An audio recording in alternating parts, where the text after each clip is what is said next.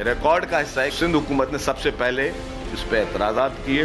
President of Pakistan ने joint session में अपना पॉलिसी बयान दिया कि we will not support this canal project, जहाँ पे एक सूबे को सीरियस रिजर्वेशंस हैं। पीएमएलएन के कुछ स्पॉयलर्स हैं, वो रोजाना उल्टे सीधे बयानात भी दे रहे हैं। कुछ उनके वज़रा भी हैं जो उल्टे सीधे बयानात दे रहे हैं कि वो चाहते हैं कि जी ये चीज़ें स्पॉयल हों, वो कोई गर्म बात करें। मैं दोनों लीडरान से अपील करूंगा कि बाकी ये कुछ स्पॉयलर्स उनको बड़े मौतबाना अल्फाज में उनको समझाएं, और अगर यही रविश रही और फिर हमारी तरफ से भी अगर शोला बयानियाँ हुई तो बातें बनेंगी।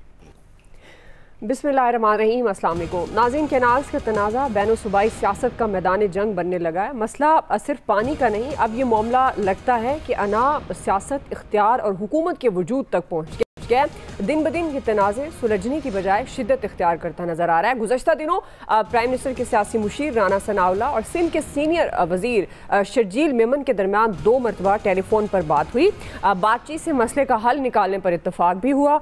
हमने भी अपने प्रोग्राम में कल इस पर बात की कि मुज़ाकरात और बातचीत की जो बात हो रही है, क्या उसके ज़रिए मामलात हल हो सकते हैं, मगर बयानात की जो गर्मी है वो कम होने की बजाय बढ़ती नजर आ रही है। पीपल्स पार्टी की तरफ से गवर्नमेंट छोड़ने की धमकियां दी जा रही हैं, कैनाल्स मंसूबा रोकने की के ऐलानात हर फोरम पर सुनने को मिल रहे हैं। यहाँ तक कहा जा रहा है कि अगर पीपल्स पार्टी पीछे हट गई तो मौजूदा हुकूमत 1 मिनट भी नहीं टिक सकेगी। मगर प्राइम मिनिस्टर के मुशीर राना सना को 110% यकीन है कि पीपल्स पार्टी ऐसा कोई कदम नहीं उठाएगी। बिलावल भुट्टो ने ये बातें जोश खिताबत में की, उन्हें संजीदा नहीं लेना चाहिए। उन्होंने ये वाजे किया कि आसिफ अली जरदारी की सदारत में होने वाले इजलास में सिर्फ मनसूबे पर मुशावरत हुई थी, किसी सतह पर इसकी कोई मंजूरी नहीं दी गई। दूसरी तरफ सिंध हुकूमत का भी सख्त रद्दअमल सामने आया है। सीनियर सूबाई वजीर शर्जील मेमन ने 2 टोक अल्फाज में यह ऐलान किया है कि कैनाल मनसूबे से पीछे नहीं हटेंगे। नून लीग के वज़रा बयानबाजी कर रहे हैं जिससे माहौल ख़राब हो रहा है। सूरत हाल को मजीद इनकी बयानबाजी की वजह से पेचीदा बनाया जा रहा है। उन्होंने ये मुतालबा किया कि शहबाज शरीफ और नवाज शरीफ अपनी जमात के उन अफराद को समझाएं जो इश्तियाल अंगेज़ी पैदा करें, वरना मामला बातचीत से आगे निकल जाएगा। इसी से मुतालिक आज का पहला और बड़ा सवाल होगा। पैनल में शामिल हैं अयाज खान साहब, आमिर इलियास राना साहब, फैसल हुसैन साहब, नवीद हुसैन साहब और मोहम्मद इलियास साहब। आप सबका शुक्रिया। आमिर साहब, आपसे आगाज़ कर रही हूँ। चूँकि कल भी हम बात कर रहे थे कि चूँकि जब बातचीत से क्या मुज़ाकरात से मामलात आगे बढ़ सकते हैं, if I am not wrong, तो कल आपने यही कहा था कि तमाम स्टेक होल्डर्स को बैठना चाहिए और इस पर बात करनी चाहिए। तो आमिर साहब, आपको क्या लगता है अब असल जिम्मेदार कौन है? क्या वाकई ये जो जिस नहज पर बयानबाजी पहुंच चुकी है, इत्तेहादी हैं पीपल्स पार्टी और नून लीग, क्या आपको लगता है कि ये मामला अब पीछे की तरफ जाएगा? कौन इसमें से सरेंडर करेगा? क्या वाकई नून लीग मतलब विफाक कहेगा कि ठीक है जी पीपल्स पार्टी की बात मान ली जाए, या पीपल्स पार्टी कोई दरमियान का रास्ता निकालेगी? वो जब बगदाद तबाह हो रहा था, तातारी हमला करके बैठे हुए थे, तो कहानियाँ ये बताई जाती हैं कि उस वक्त वहाँ पे बहस हो रही थी कि अंडा पहले या मुर्गी। तो ये समझ नहीं आती थी कहानी। पाकिस्तान के 77 साल अगर देख लें तो दायरे के सफ़र में यही कहानी चल रही है। यहाँ पे हर एक ने अपने सियासी सौदे के लिए गेम लगाई हुई होती है। कभी कालाबाग डैम के नाम पे, अभी ये 6 नहरों के नाम पे। अच्छा, संजीदगी तो यही मुतकाजी है कि सबको बिठाएं प्राइम मिनिस्टर और सारी चीज़ें ओपन करें कि अगर SIFC का ग्रीन इनिशिएटिव जो है वो नहरें बनाना चाहता है तो क्यों बनाना चाहता है, वो अपनी सारी बात मारूजात सारी कौमी सियासी क़यादत के सामने रखें। अच्छा, उसमें कोई बाइकाट करता है तो कर जाए, उसके चक्कर में मत पड़ें, लेकिन इस इनिशिएटिव को पब्लिक करें कि जी आप क्यों बनाना चाह रहे हैं। आप पंजाब से एक नहर निकाल रहे हैं और आप बार बार कह रहे हैं, हमने कल भी बात की थी कि जी हमारा अपना पानी है। तो सिंध के जो लोग एतराज़ कर रहे हैं कि जी ये पानी बिल आखिर दरियाए सिंध में जाना था, तो भाई 4 महीने सिंध पंजाब अपना पानी देगा, 2 महीने सैलाबी पानी लाना है चुलिस्तान के लिए। आगे चलें जी, वो जो नहर डेरा इस्माइल खान को चश्मा राइट बैंक कनाल है, उसने वहाँ उस जनूबी अजला को सैराब करना है। तो ये जो पानी है ये तो चारों सूबों का है। इसके ऊपर वॉइसेस जो हामी भी हैं, मुखालफत भी हैं। किसी को आप ये नहीं कह सकते कि ये झूठ बोल रहा है, ये सच बोल रहा है। हर बंदे का अपना अपना नुक्ता नज़र है। जैसे मैंने कहा कि सियासत भी है, उसके अंदर ज़रूरत भी है, हमने कालाबाग डैम ना बना के भी क्या फ़ायदा ले लिया? इंडिया क्या क्या नहीं कुछ कर चुका, कितने डैम अपने पानियों पे बना के दरियाओं के ऊपर अपने पानी को सेव कर रहा है। वो इवन दरियाए काबुल पे अफ़गानिस्तान के अंदर इन्वेस्टमेंट कर रहा था कि पाकिस्तान में दरियाए काबुल का जो पानी सिंध में गिर रहा है वही ना बचे। तो हम सब लड़ रहे हैं आपस में, दुनिया कुछ और काम करने जा रही है और यहाँ कोई चीज़ इब्तदा से लेके आज तक हल नहीं हो रही। जिस मर्जी मामले पे आप एक दफ़ा उंगली उठा दें वो फंस जाती है। तो बेहतर यही है कि प्राइम मिनिस्टर साहब तुर्की शुर्की जाएं। आपका अगर कोई ईरान का मसला बन रहा है, वज़ीर ख़ारजा भी हमारे टेलीफोन कर रहे हैं, कभी वहाँ से यूएई के नायब वज़ीर आज़म अब आए हुए थे। तो ये सारी चीज़ें लग तो ईरान अमेरिका वाली कहानी रही है, बिल्कुल आप वो भी निपटाएं, लेकिन डोमेस्टिक मामलात को भी अब सरफ़े नज़र ना रख करें। पीपल्स पार्टी के ज़ाहिर है कि इस वक्त वो सदर पाकिस्तान है, अगर उन्होंने असूली तौर पे मंजूरी दी, ज़ाहिर है सदर ने अगर किसी मंसूबे के ऊपर कहा है कि ये बहुत अच्छी बात है तो बाइंडिंग नहीं है, ना वो सदर के ऊपर है ना सदर के पास अथॉरिटी है, और वो फिर जाके CCI में होना है, मुश्तरका इजलास बुला लें, सारे सब लोगों को बिठा लें। लेकिन ये जो सियासत रोज़ाना की शुरू है कि अज़मा बुखारी वो पंजाब की नुमाइंदगी कर रही हैं, शर्जील मेमन सिंध की नुमाइंदगी कर रहे हैं, जिस इस सारी गेम में ये तो लगा कि तहरीक इंसाफ कहीं दाएं बाएं गुम होगी तो वो भी तड़का लगाने के लिए इसी के ऊपर आ जाते हैं कि जरदारी साहब गेम कर रहे हैं। ठीक है, वो बड़ी सियासी जमात है, उसका भी राइट है, उनको बात करनी चाहिए। प्राइम मिनिस्टर को इस पर डिले नहीं करना चाहिए। कल एक ब्रीफिंग तो है इस्लामाबाद में, कुछ लोगों को बताया जाएगा कि ये नहरें क्यों जरूरी हैं, इसमें क्या है, तो सवाल जवाब होंगे वहां पे, कुछ क्लैरिटी थोड़ी सी आएगी कि चाह क्या रहे हैं। लेकिन इस सब के बावजूद इसका नुकसान हो रहा है, पाकिस्तान को नुकसान हो रहा है। अगर आप बैकग्राउंड में बैठे रहेंगे और फ्रंट फुट पे आके कोई बड़ी मीटिंग नहीं होगी, उसमें टेक्निकल एक्सपर्ट्स की पहले एडवाइजरी हो जानी चाहिए हर सूबे की, उसके बाद होना चाहिए। क्योंकि ये मतलब हमने ना बच्चों की कहानी बना दिया पूरे पाकिस्तान को। जैसे मैंने कहा कि हम उनकी कहानियां सुनते थे, लोग हमारी सुनेंगे। सही जी, आया साहब। देखिए, प्राइम मिनिस्टर साहब को अगर चंद दिन वतनी अजीज में रहने का मौका मिले तो इसको एड्रेस कर लेना चाहिए इशू को। बहुत डिले कर दिया उन्होंने पहले ही। PTI ने आज एंट्री डाली है, उन्होंने कहा जी साढ़े को तो है ही नहीं नहर, हमें भी नहर दी जाए, KP को भी। तो ये चले, वो भी उंगली कटा के शहीदों में उन्होंने अपना नाम लिखवा दिया। बड़ी अच्छी बात है। शर्जील मेमन जो एहतजाज कर रहे थे कि जी वो कुछ गैर जिम्मेदाराना बयानात आ रहे हैं, और आपको याद होगा कि एक पंजाब के एक वज़ीर के हवाले से इसहाक डार साहब ने भी कहा था कि उन्हें ये बयान नहीं देना चाहिए था। राना सनाउल्लाह की जब ये जिम्मेदारी लग गई थी, उन्हें नवाज शरीफ साहब ने कहा या प्राइम मिनिस्टर साहब ने कहा, तो उसके बाद मेरे ख्याल के बाकी बयानबाजी से गुरेज करना चाहिए था। वो आज आपने देखा शर्जील मेमन ने उनकी तारीफ भी की कि वो आज भी उनका बयान बहुत संजीदा था।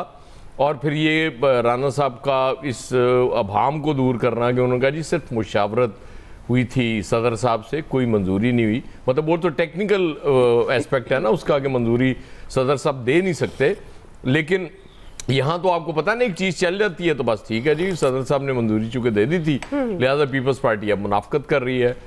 ये नून लीग के लिए समझने की चीज़ है कि पीपल्स पार्टी बहुत बुरी तरह फंस गई इस इशू में। राना साहब तो कह रहे थे ना कि वो जज्बाती उनका बयान था जो उन्होंने तकरीर में कहा, बिलावल साहब ने, जज्बात से ज़्यादा ये उनकी मजबूरी थी कि वो इस तरफ आया। उससे पहले जो एक तकरीर उन्होंने की थी, आपको याद होगा, उसमें बार बार स्टेज के नीचे से आवाज़ें आ रही थी कि नहरों के मंसूबे पे आए, और बिलावल साहब कह रहे थे कि नहीं मैं आता हूँ, आप इंतज़ार सब्र करें, मैं उधर भी आ रहा हूँ। बड़ी मुश्किल से वो उस तरफ आए थे। ये बात ठीक है, पीपल्स पार्टी के लिए ज़ाहिर है वो उसको इजाज़त इस चीज़ की नहीं मिलेगी कि वो हुकूमत का साथ छोड़ दे या बजट मंजूर ना होने दे पीपल्स पार्टी के लिए। पीपल्स पार्टी बुनियादी तौर पे दोनों तरफ फंस गई है। इधर अगर वो हुकूमत छोड़ती है और बजट मंजूर नहीं होने देती तो ज़ाहिर है इस्टेब्लिशमेंट नाराज़ हो गई।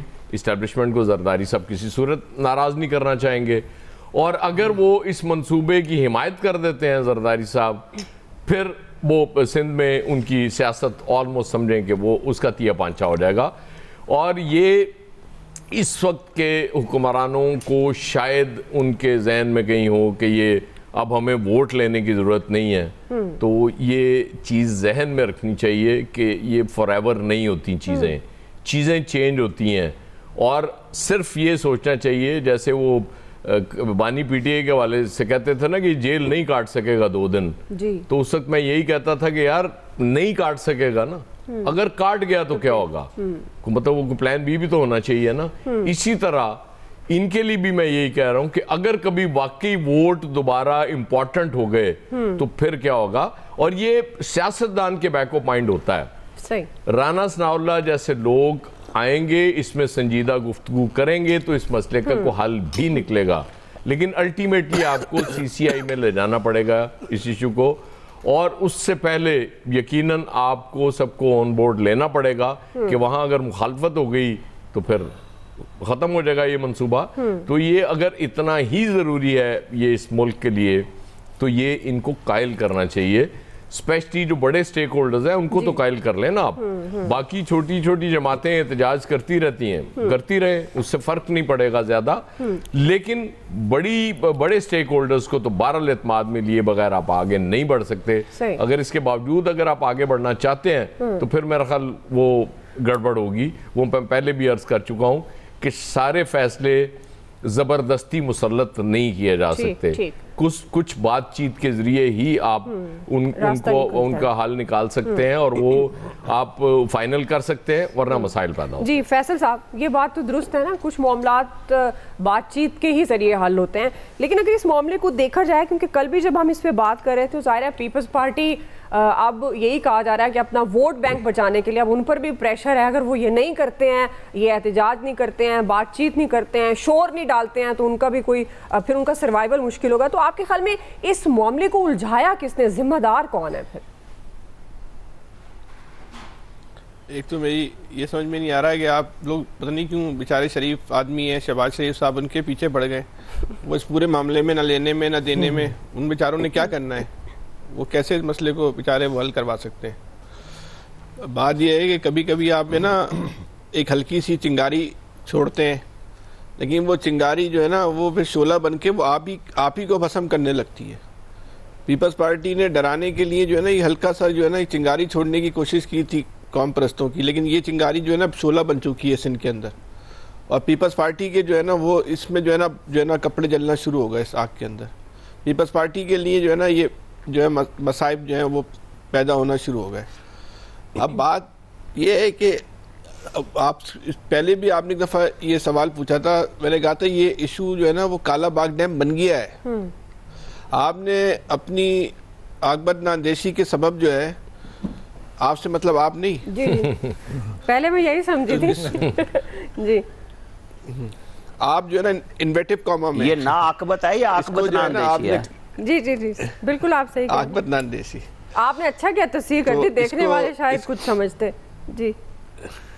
हाँ, इसको जो है ना आप वो बन चुका है, अब काला बाग डैम ये बन चुका है, ये इस हद तक चला गया है। इसको अब इसमें कोई बीच का रास्ता बचा ही नहीं है। बड़ा ये नहीं कि एक अलमिया है, जब दोनों तरफ इतनी ऐसी सूरत हाल हो जाए। देखिए मुज़ाकरात का टाइम था, ये शुरू में बैठ के बात करते, बहुत हंसते खेलते जो है ना इस सारी सूरत हाल का जो है ना वो रास्ता निकल आता, शायद इससे अच्छा रास्ता निकल आता, कुछ भी नहीं होता। अब रास्ता नहीं निकल सकता, और अल्लाह करे कि देखिए निकल जाए, लेकिन हम और आप तो एक ज़ाहिरी सूरत हाल पर बैठ के जो है वो तज्जिया करते हैं, ज़ाहिरी सूरत हाल पर ही बैठ के जो है वो उस पर जो है गुफ्तगू कर रहे होते हैं। ज़ाहिरी सूरत हाल ये है कि जो इंटीरियर सिंध में है वो तनाव बहुत आसमानों को छू रहा है। आप तो इस बात पे डिबेट कर रही हैं, या इस बात पे डिबेट चल रही है कि वो ये किनालों के खिलाफ है, वहाँ तो इस बात पे बहुत ख़तरनाक सूरत हाल हुई हुई कि इस सारे मामले पे अहले कराची क्यों खामोश हैं। वो आज बसतुल्लाह खान ने वो कहीं फेसबुक पे लिखा भी है कि अहले कराची इसलिए खामोश है, उनको तो टैंकर से पानी मिलता है, इसलिए वो समझते कैनाल उनका इशू ही नहीं है। तो एक बड़ा संगीन है इस मसले से जो है ना वो कई मसले जन्म ले रहे हैं। वो एक नई जो है ना वो जो है ना सूरत हाल जो है ना हो गई है। एयाज साहब ने कल एक बात कही थी और वो बहुत लॉजिकल बात थी, और इस मुल्क के मसाइल का हल भी वही है कि जब आप इस मुल्क के अंदर ऑर्गेनिक लीडरशिप नहीं पैदा होने देंगे ना, ऑर्गेनिक लीडरशिप को रोकेंगे, तो फिर ये जो है ना मसले जो है ना पैदा होंगे आपके लिए। अब यहाँ तो एक पॉलिसी थी ना, जो भी सिंध के मामलात हों उसमें आप पीपल्स पार्टी के साथ बैठ के जो है वो डील कर ले, सब कुछ जो है वो कंट्रोल में हो जाता है। कर ले डील, आप बैठ के कर ले, आप बैठ के कंट्रोल में सब कुछ जो है वो ठीक हो जाएगा। अभी तो सदर पाकिस्तान भी उन पीपल्स पार्टी के ही है। बजट मंजूर होना नहीं होना ये तो बहुत दूर की बात है। आज तो कराची का और हैदराबाद के रास्ते जो है वो ब्लॉक होना शुरू हो गए, जाम होना शुरू हो गए। ये आगे जो है वो ये मामला जो है वो कहाँ से जाएंगे? 4 दिन से जो है वो सिंध का और पंजाब का जो है वो राब्ता जो है वो मुनक़ता हुआ है। जो आपकी माल बरदार गाड़ी है उनको वो नहीं जाने दे रहे। आज की तारीख में भी जो है ना वो सूरत हाल की संगीनी को नहीं समझा जा रहा। सही, बिल्कुल ऐसे रास्ता वही निकाला जा रहा है कि ताकत से किस तरह मसले को जो है ना वो हल करना है। अब तो नहीं होगा अब ये मसले को। अब बीच का रास्ता क्या है? ये एक ऐसी चीज है, एक ये ऐसा आइटम है, बड़ी मजे की जो बात है ना, दिलचस्प बात, इसमें कोई दरमियान का रास्ता ही नहीं है। या कैनाल बनेगी या नहीं बनेगी, बीच का क्या ऑप्शन है? अब ये तो या बनेगी या नहीं बनेगी, बीच का तो इसमें कोई रास्ता ही नहीं है। अब देखें कि कौन जो है वो जीतता है, वो कौन जो है कामयाब होता है। लेकिन ये कैनाल का जो मसला है ना, काला बाग डैम बन गया है और काला बाग डैम जो है ना वो आज तक जो है ना बन नहीं सका। अब आप देख लें मसला कहाँ तक जाता है। नवीद साहब अच्छा, दुआ कल भी हमने बात की थी कि स्टेक होल्डर्स को बिठाया जाए सबको। ये सिर्फ अब सियासतदानों की और सियासी जमातों की कहानी नहीं है। अब जो है बात काफ़ी आगे तक निकल गई है। अभी अगर देखें सिंध में जो प्रोटेस्ट लीड कर रहे हैं, मज़े की बात यह है कि वो वकला कर रहे हैं। खैरपुर के करीब जो बड़ा धरना दिया हुआ है वो वकला ने दिया हुआ है। उसमें Sindh high court bar association और उसमें कराची बार एसोसिएशन उनके लोगों ने दिया हुआ है। और वो कह रहे हैं कि जी अब आगे 72 घंटे का कल अल्टीमेटम दिया है कि अगर 72 घंटे के अंदर अंदर ये फैसला वापस ना लिया गया तो फिर ट्रेन का ट्रैक जो है उसको भी वो जो है वो ब्लॉक कर देंगे। तो इशू ये है कि ये बात इस नहज तक पहुंची कैसे? तो इसमें पीपल्स पार्टी भी बराबर की शरीक है और इसमें गवर्नमेंट भी बराबर की शरीक है। देखें, आपने एक इतना बड़ा जो है ग्रीन पाकिस्तान इनिशिएटिव जो है वो लॉन्च किया। 6 अरब डॉलर की आप उसमें सरमायाकारी जो है उसकी तवक्को कर रहे हैं। मिलियंस ऑफ एकड़ लैंड को आप जो है वो फर्टिलाइज कर रहे हैं कि उसको एरिगेट किया जाएगा। तो इतना बड़ा अगर प्रोजेक्ट आ रहा है और फिर उसमें ये देखा सामने नजर आ रहा है कि जी वो ये 1991 के वाटर रिकॉर्ड का इशू उठेगा। इसमें जो है वो क्योंकि सूबे और फेडरेशन के बीच का मामला है तो CCI का इशू उठेगा। तो क्यों ना उसी वक्त जो है ये मामला CCI में लेके आया जाता या इस पे एक डिबेट करवाई जाती है, इस पे यानी पूरे पाकिस्तान से उसको मीडिया के ऊपर उस पे बात की जाती है, एक राह हमवार की जाती। जी बिल्कुल, जैसे 18वीं तरमीम का हुआ था ना कि एक पूरा एक माहौल बनाया गया था कि वो सबकी आरा ली गई थी। तो अब यहाँ पे वो करने की बजाय गवर्नमेंट की गलती ये हुई कि उन्होंने जो है वो यूनिलैटरली एक फैसला कर दिया। लेकिन जैसे कहा जा रहा है कि गवर्नमेंट की मजबूरी थी, PMLN की मजबूरी थी, क्योंकि उनसे कहा जा रहा था वो इनिशिएटिव इनका नहीं है, वो एस्टैब्लिशमेंट का, वो SIFC के अंडर जो GPI का है वो ग्रीन पाकिस्तान इनिशिएटिव वो SIFC के अंडर है। तो वहां पे यानी गवर्नमेंट ने, मैं ओवरऑल बात कर रहा हूँ कि आपको पूरा कंसेंसस डेवलप करना था ना। इतना बड़ा आप जो है वो प्रोजेक्ट लॉन्च कर रहे हैं, उसमें सिर्फ सदर साहब से मुशावरत करनी थी। उसमें आपने पूरे पाकिस्तान को, इंटेलिजेंसिया को, वो लोग जो एक्सपर्ट हैं उनको, पानी को जो एक्सपर्ट हैं, जो एग्रीकल्चर के एक्सपर्ट हैं, जो एकेडेमिया है, जो मीडिया है, सबको आप शामिल करते, लेकिन आपने नहीं किया क्योंकि आप ये समझ रहे हैं कि यूनिलैटरली हम कुछ भी कर सकते हैं, जैसे कि हो रहा है वो हार्ड स्टेट वाली पॉलिसी के तहत कि जी अब हमने डंडे के जोर पे करना है। तो ऐसा नहीं होगा। जो पीपल्स पार्टी की तरफ से जो किया गया गलती वहां उनसे ये हुई कि जरदारी साहब ऐवान सदर में अगर वो मुशावरत हो रही है तो वहां पे आप क्यों खामोश रहे, वहां पे क्यों नहीं? बात ये है कि पीपल्स पार्टी की भी मजबूरी ये थी कि पीपल्स पार्टी को भी ये पता है कि जी ये जो हम अभी इक्तदार में बैठे हैं, ये इक्तदार तो हमें किसी ने दिया है और प्रेशर उनकी तरफ से था, तो उस वजह से जरदारी साहब वहां पे तो खामोश रहे। लेकिन अब जब देखा है, देखें पीपल्स पार्टी एक जमाने में पूरे पाकिस्तान की पार्टी थी, ठीक है, उन्होंने मरकज में हुकूमत की है, बिल्कुल। अब पीपल्स पार्टी जो है वो सिर्फ सिंध तक महदूद होके सिर्फ सिंध की पार्टी रह गई है। सही। तो अब सिंध में भी अगर वो पॉपुलर सेंटिमेंट के अगेंस्ट जाएगी, जैसे मैंने कहा कि आप वकला भी उठे हुए हैं, वो सिर्फ कौम पर जमाते नहीं है, और ये भी कहा जा रहा है कि जी उसमें अब डॉक्टर्स भी उस तहरीक में जो है वो शामिल हो रहे हैं। तो अगर तो पीपल्स पार्टी पॉपुलर सेंटिमेंट के अगेंस्ट आएगी और वो गवर्नमेंट के साथ इस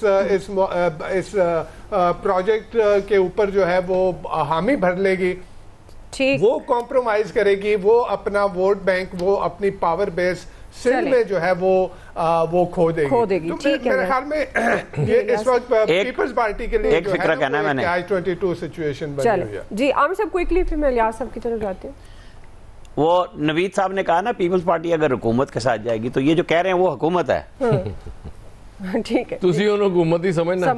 जी इलियास साहब देखिए, अब मसला तो जैसे सब कह रहे हैं कि पीपल्स पार्टी इस इशू में सही फंस गई है। इतना गवर्नमेंट नहीं फंसी जितना पीपल्स पार्टी फंसी है, क्योंकि अब वो लेट करके उन्होंने जब बातचीत की, हालांकि जरदारी साहब ने खुद इस बात को सामने लेके आए, मीडिया पर इस पर बात की कि नहरों पर ये बातचीत करनी चाहिए। अब बातचीत करने के लिए भी देखें वो नहीं कर रहे, ना गवर्नमेंट कर रही है, ना इसको संजीदा ले रही है। अगर इन्होंने इम्प्लीमेंट करना है तो आवाम से पहले बातचीत कर लेते, आपस में सूबों को बिठा लेते, बातचीत करते, आवाम के सामने लेके आते कि ये इस प्रोजेक्ट का क्या फ़ायदा है।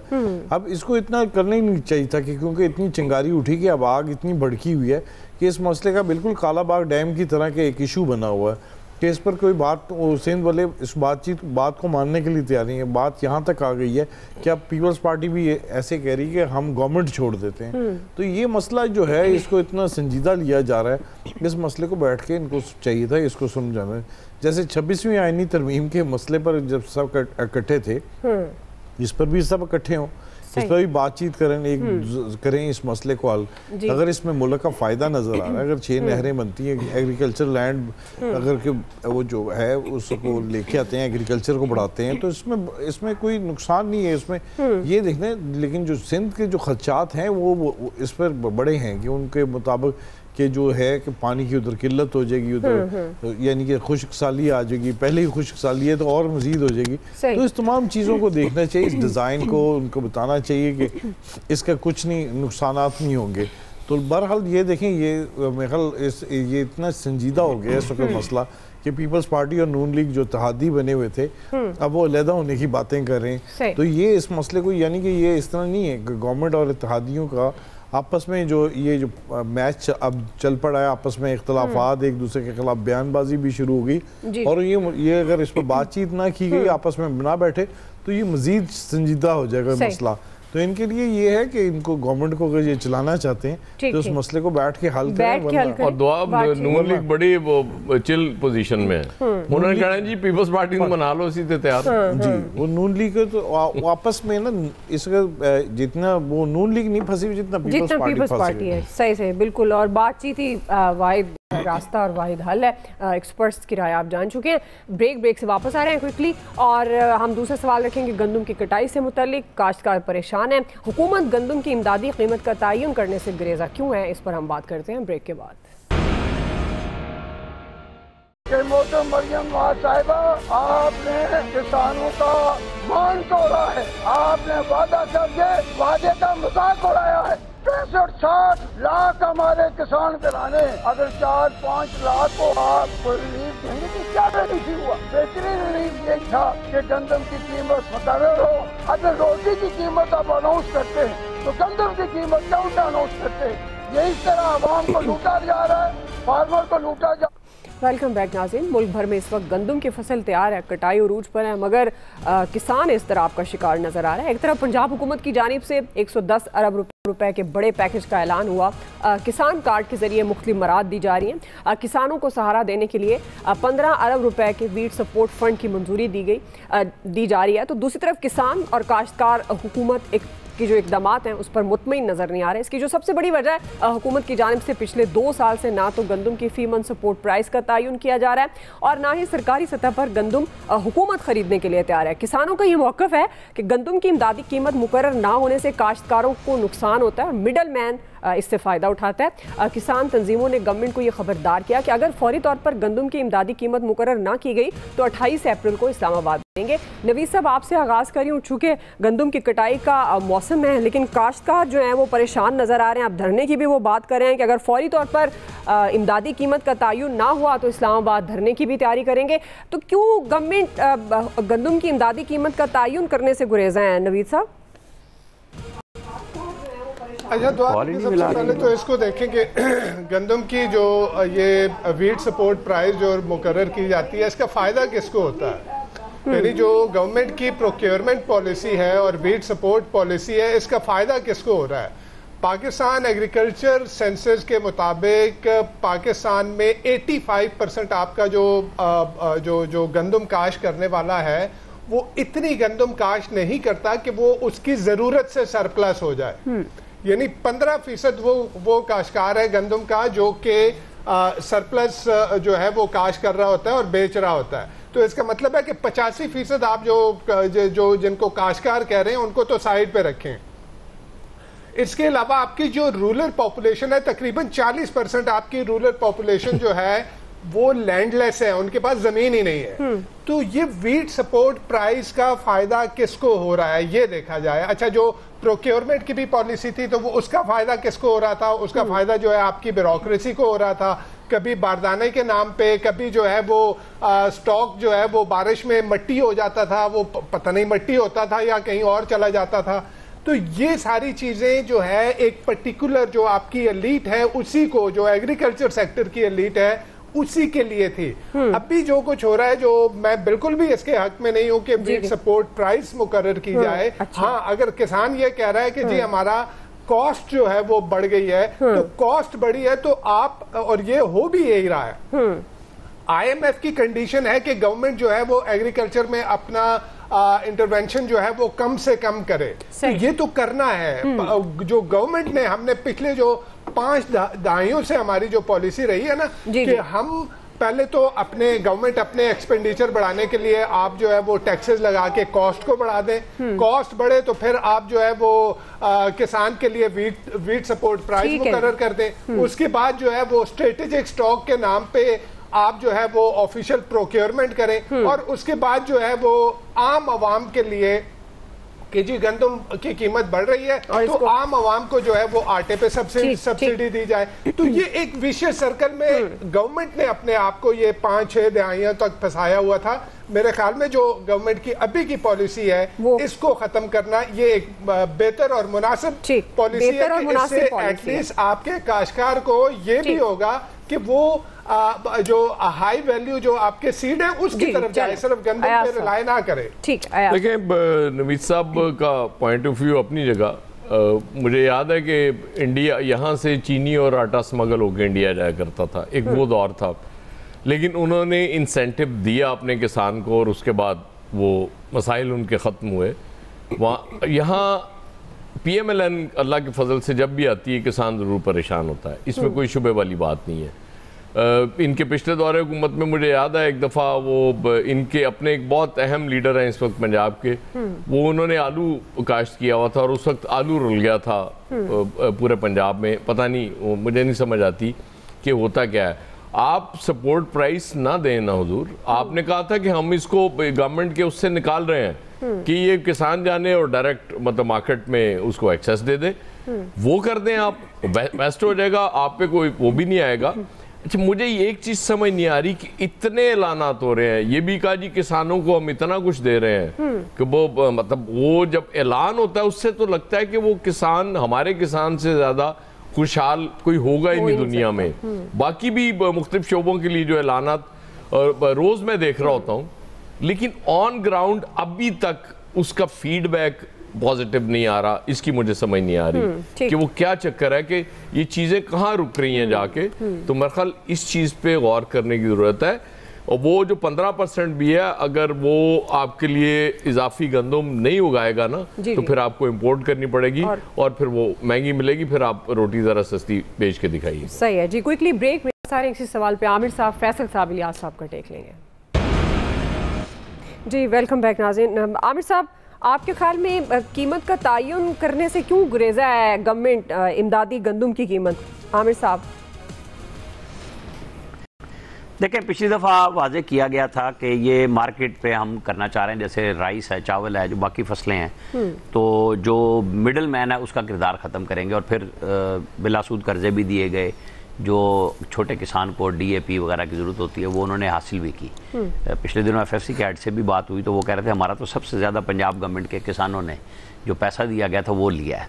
बहरहाल इसके ऊपर हुकूमत का फ़र्ज़ है कि आम जो शहरी जिसके पास गंदम नहीं है उसकी रोटी का भी ख्याल करे कि वो सस्ती मिले और किसानों का भी ख्याल करे। अब इसके अंदर फ़र्क वो इस तरह, चाहे कोई मुजाहरा कर रहा है, चाहे कोई मुज़ाकरात कर रहा है, और पंजाब गवर्नमेंट ने जैसे अब भी कहा है कि वो फ्लोर मिल्स के ऊपर कानून ला रही है कि वो 25% गंदम लाजमी तौर पे खरीदें ताकि मार्केट में कुछ ना कुछ सपोर्ट प्राइस मिले।